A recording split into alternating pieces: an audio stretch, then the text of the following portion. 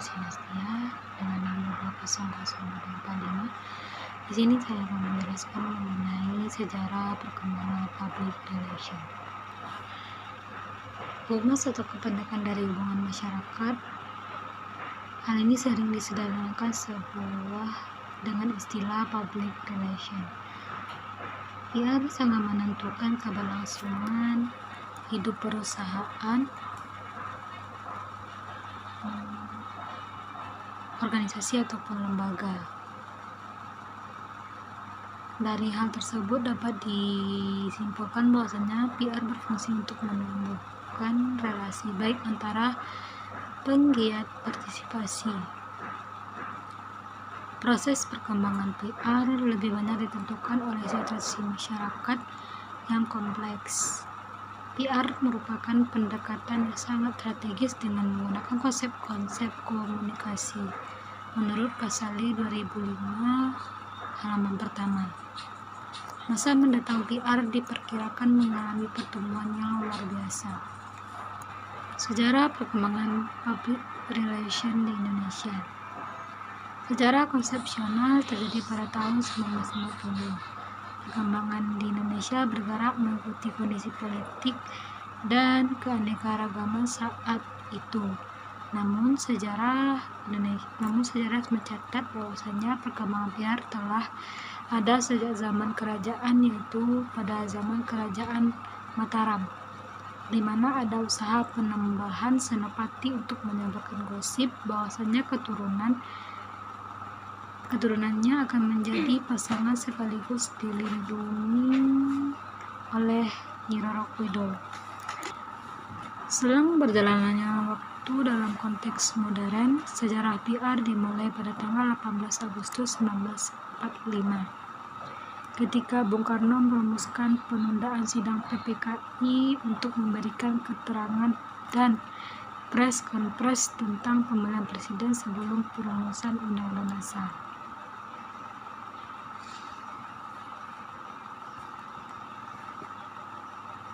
Bapak Rusandi Ruslan membagikan perkembangan PR di Indonesia menjadi 4 periode. Yang pertama, tahun 1962, secara resmi dijelaskan bahwasanya PR di Indonesia lahir melalui Presidium Kabinet PM Juanda.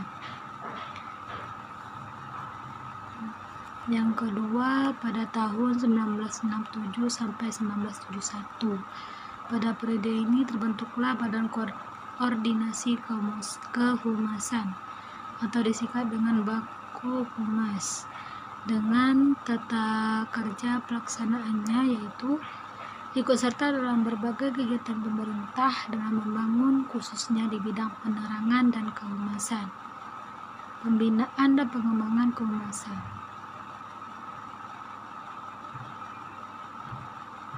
Kerjasama ini menitikberatkan pada penetapan koordinasi, integrasi, dan sinkronisasi dalam operasi penerangan dan kehumasan. Periode ketiga pada tahun 1972 dan sampai dengan tahun 1993. Pada tahun ini ditandai dengan munculnya PR kalangan profesional pada lembaga swasta umum dengan indikator dalam berbagai bentuk. Yang keempat, periode tahun 1993 sampai sekarang. Public relation berkembang di kalangan swasta di bidang profesional khususnya dengan indikator.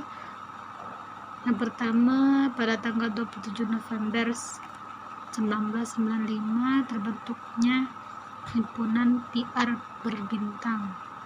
Yang kedua, pada tanggal 13 September 1996 diresmikannya Forum Komunikasi Antar Humas Perbankan oleh Gubernur BI Suradja Dwiwandono.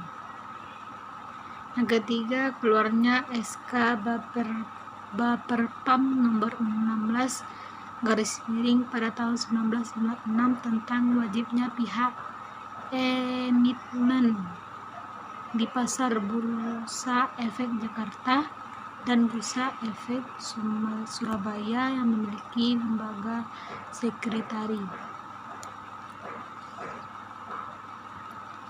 Meskipun di Indonesia berkembang cukup pesat dalam PR, namun PR Indonesia sendiri memiliki akan hakikinya, seperti terdapat dalam sasaran PR, yaitu internal dan eksternal publik. Artinya dalam PR, penyampaian PR diharapkan untuk menghasilkan umpan balik sehingga niatnya diharapkan dapat menjadi evaluasi. Perkembangan public relation di dunia. Perkembangan public relation di dunia ini sebuah teknik menguat adanya aktivitas yang dilakukan oleh pelopor Levi Ledbetter Lee pada tahun 1906 berhasil menanggulangi kelumpuhan industri batu bara di Amerika Serikat dengan sukses. Atas upayanya, ia diangkat menjadi the father of public relations. Tujuan teknik, alat, dan standar etika berubah-ubah sesuai dengan berlalunya waktu. Pada saat Yunani kuno, mulai dikembangkan Olimpiade untuk bertukar pendapat dan meringankan hubungan dengan masyarakat. Evaluasi mengenai pendapat atau opini publik merupakan perkembangan terakhir dalam sejarah kemanusiaan. Adapun gambaran-gambaran kronologi public relation di dunia, yaitu abad ke-19, PR di Amerika dan Eropa merupakan prodi studi yang mandiri didasarkan pada perkembangan ilmu pengetahuan dan teknologi. Yang kedua, tahun 1866 sampai 1900, Republik masih dianggap bodoh. Yang ketiga, tahun 1919 sampai 1918, Republik diberikan informasi dan dilayani. Yang keempat, tahun 1918 sampai 1945, publik diberikan pendidikan dan dihargai. Yang kelima, tahun 1925 di New York, PR sebagai pendidikan tinggi resmi, dan pada tahun-tahun berikutnya. Yang keempat, yaitu kita membahas mengenai asal mula istilah public relation. Yang pertama, hubungan dengan masyarakat luas, baik melalui publisitas, khususnya fungsi-fungsi organisasi dan sebagainya terkait dengan usaha, menciptakan opini publik dan citra yang menyenangkan untuk dirinya sendiri. Yang kedua, fungsi manajemen yang mengevaluasi sikap publik, mengidentifikasi kebijakan dan prosedur seorang individu atau organisasi berdasarkan kepentingan publik dan menjalankan suatu program untuk mendapatkan pengertian dan penerimaan publik. Yang ketiga, yaitu sosial dan manajemen yang dinyatakan dalam kebijaksanaan beserta pelaksanaannya yang melalui interpretasi yang peka mengenai peristiwa-peristiwa berdasarkan komunikasi dua arah dengan publiknya dan berusaha memperoleh saling pengertian dan itikat yang baik. Yang kelima, yaitu public relation di era modern.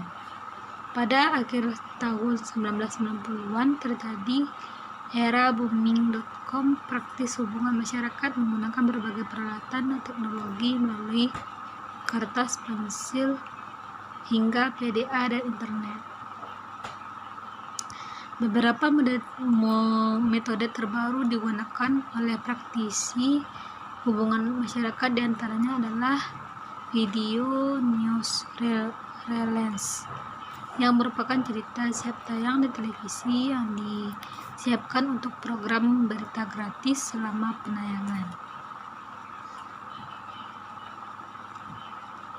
Fungsi humas yang berkaitan dengan komunikasi organisasi dalam menjawab pertanyaan-pertanyaan yang mempengaruhi layanan masyarakat dari perusahaan ataupun pekerja, yaitu sebagai pemberitahu awal dalam isu-isu yang muncul berkaitan dengan keberhasilan organisasi.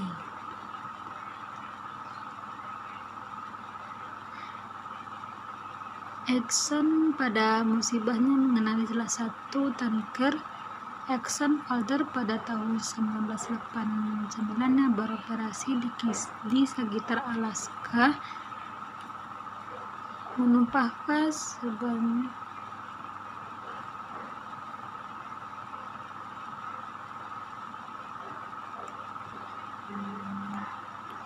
serta beberapa contoh dari riset tersebut adalah melakukan evaluasi pengawasan terhadap monitoring, analisis tren, serta berbagai bentuk aktivitas lainnya yang bertujuan menggali feedback dari klien dan masyarakat.